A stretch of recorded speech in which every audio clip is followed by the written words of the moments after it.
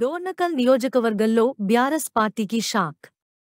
Car దిగి కాంగ్రెస్ పార్టీలోకి భారీ వలసలు ఆహ్వానించిన డోర్నకల్ ఎమ్మెల్యే ప్రభుత్వ విప్ రామచంద్రనాయక్ కండవాలు కప్పి పార్టీలోకి ఆహ్వానించిన వ్యవసాయ శాఖ మంత్రి తుమ్మల నాగేశ్వరరావు.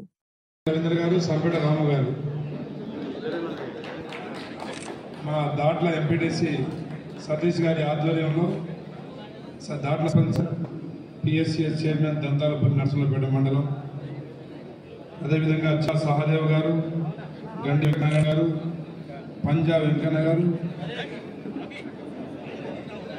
ఒక్కొక్కరుగా